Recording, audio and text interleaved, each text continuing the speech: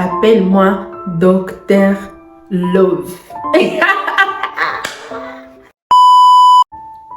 Hello guys, j'espère que vous allez bien. Moi je me porte bien. Si ça va pas, ça va aller. Bienvenue aux anciens, bienvenue aux nouveaux. Si tu es nouveau ici, s'il te plaît, abonne-toi. Aux anciens, partagez, likez et commentez.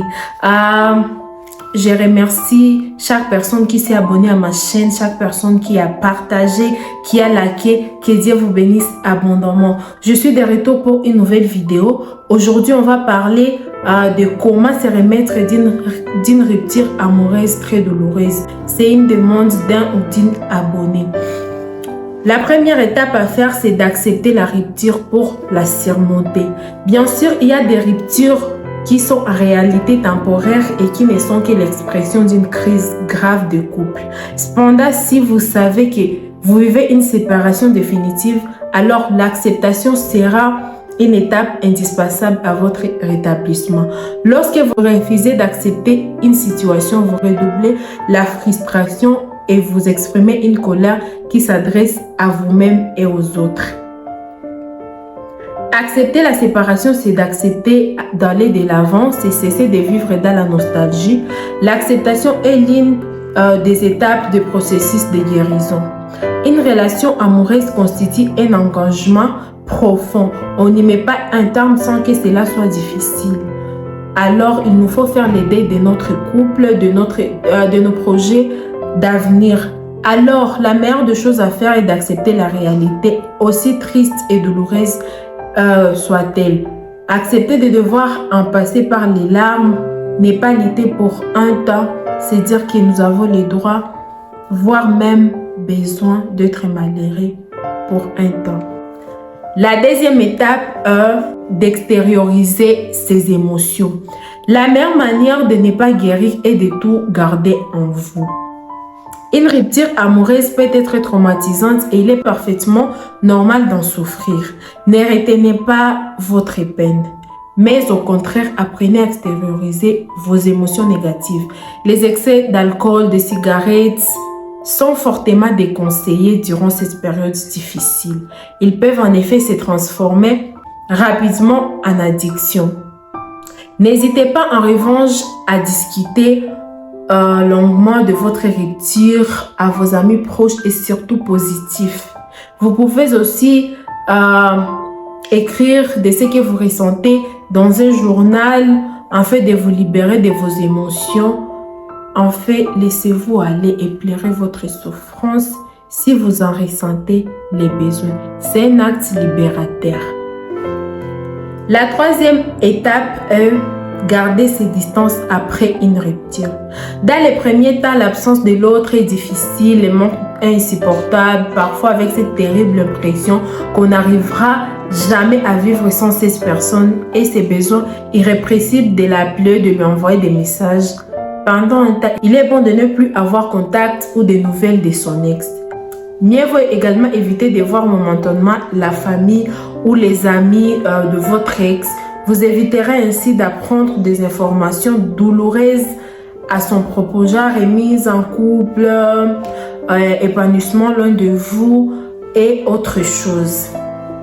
Pour vous remettre de la rupture, vous devez passer par un moment de sévrage qui implique d'instaurer une certaine distance entre vous. Votre ex doit absolument respecter ses choix et ne pas forcer si vous avez clairement énoncé que vous ne les souhaitez pas. La quatrième étape, prendre conscience que tout a une fin. Ce processus peut prendre du temps même s'il n'y a pas de délai prédéfini, mais ce n'est pas un hasard si on commence à guérir après un an, après un mois, pourquoi pas après une semaine. Les bons signes, c'est lorsqu'on arrive à repenser à l'autre sans colère, sans tristesse, mais si l'on sent qu'on n'y arrive pas, alors il n'a rien de honteux à consulter un thérapeute. Près de la moitié des déclencheurs de suicide sont des ruptures amoureuses. Quoi qu'il arrive, il faut garder à l'esprit que les changements et les fins sont inévitables pour tout être vivant, pour toute chose, pour toute relation ou passion. Chaque commencement conduit à une fin. Nos relations traversent des phases qui vont de la passion à l'engagement, en passant par les conflits et puis un jour, elles se terminent par la mort ou la séparation. Mais la bonne nouvelle, c'est que la tristesse aussi a son point final. Tout ce qui a un début a également une fin. Faites la paix avec cela et tout ira bien. La 5e étape, qui est la dernière, c'est prendre soin de soi pour surmonter la séparation. Pour vous remettre de votre tristesse, faites-vous plaisir.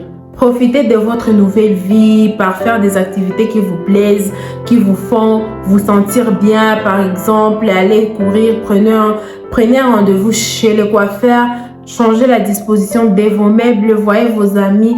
Il est temps de vous concentrer sur les choses qui vous font vibrer et rire.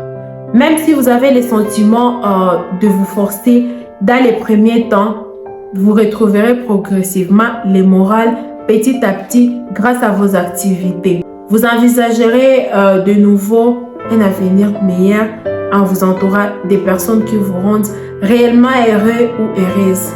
La rupture amoureuse est une épreuve très douloureuse et difficile à surmonter. Alors, il est d'abord nécessaire de reconnaître la situation et de l'accepter, puis de mettre en place les bonnes manières et conditions pour faire l'aider de la relation. Une fois le cap de la tristesse est passé, vous vous ouvrirez de nouveau au monde et aux autres pour trouver enfin les bonheurs que vous méritez. Alors, c'est la fin de ma vidéo. J'espère que cette vidéo t'a aidé. Cette vidéo a aidé une personne, 2 personnes, pourquoi pas plusieurs personnes.